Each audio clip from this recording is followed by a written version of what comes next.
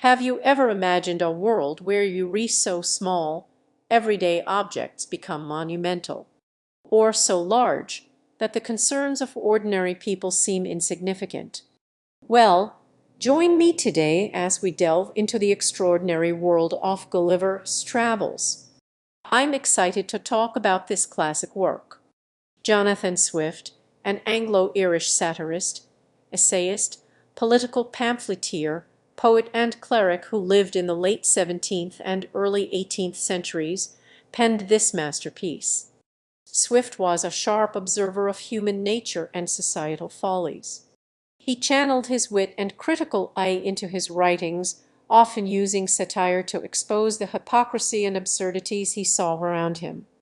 Gulliver's Travels, published in 1726, is arguably his most famous work, and it continues to resonate with readers centuries later.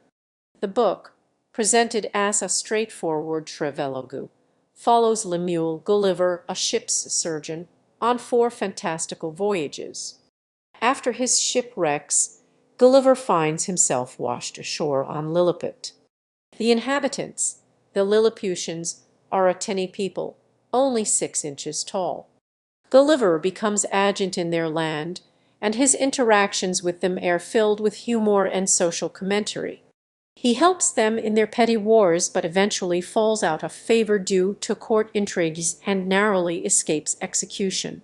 He learns of their ridiculous customs and political squabbles, all magnified by their diminutive size, which serves as a sharp satire of the political landscape of Swift's time.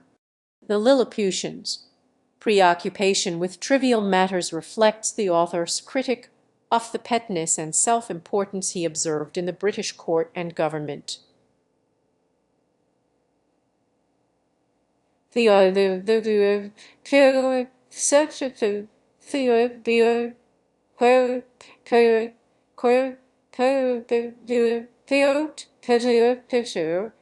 Gulliver's next voyage takes him to Brobdingnag, a land inhabited by Jaints.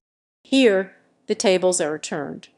Gulliver becomes a minuscule creature, subjected to the scrutiny and curiosity of the Brobdingnagian royal family. He's kept as a pet by the queen and experiences the world from a completely different perspective. The Brobdingnagians, with their immense size and wisdom, see Gulliver, and by extension humanity, as flawed and insignificant. The king of Brobdingnag is appalled by Gulliver's descriptions of European society, particularly the destructive nature of war and the corruption of politics. This section of the book provides a scathing critique of human pride and the destructive tendencies of European civilization. His third voyage lands him on the floating iceland of Laputa, inhabited by intellectuals and scientists who are so engrossed in abstract thought that they are completely impractical. The Laputans are detached from reality, obsessed with mathematics, music, and astronomy, but utterly incapable of managing their own affairs or governing their lands effectively. Swift uses the Laputans to satirize the excesses of intellectualism and the dangers of prioritizing theoretical knowledge over practical wisdom. Gulliver also visits Balnabarba, Lagado, and Glubbdubdrib, lands governed or influenced by Laputan principles, witnessing the decay and mismanagement that result from their impractical ideas. The satire here, directed at the Royal Society and the scientific community of Swift's time, criticizing their obsession with esoteric research at the expense of practical concerns. Finally, Gulliver's last voyage brings him to the land of the Howe nuns, rational horses who govern themselves with reason and benevolence. In stark contrast, the land is also inhabited by the Yahoos, brutish human-like creatures who are driven by base instincts and represent the worst aspects of humanity. Gulliver is deeply impressed by the Howe nuns and attempts to emulate their way of life, becoming disgusted by his own species. This section presents a profound and disturbing commentary on human nature, questioning whether reason can truly triumph over instinct and whether humanity is capable of self-improvement. Upon returning to England, Gulliver is so repulsed by humans that he isolates himself, preferring the company of horses. So, what can we learn from Gulliver's incredible journey? The book is a potent reminder of the importance of perspective. By placing Gulliver in vastly different environments, Swift forces us to question our own assumptions about the world and our place in it.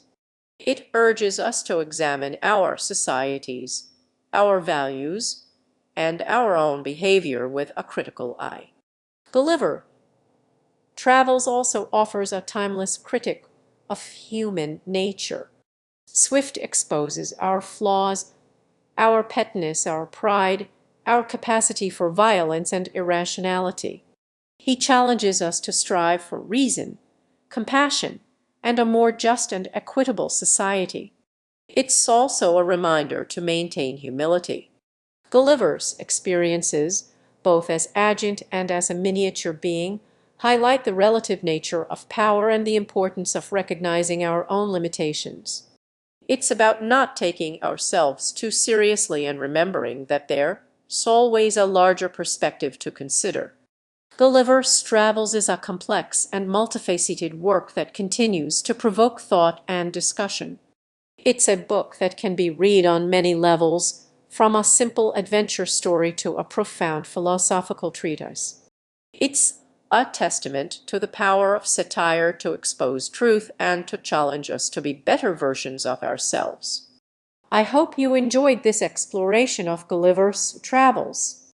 Don't forget to like this video and subscribe to Ace Book Talk for more literary adventures.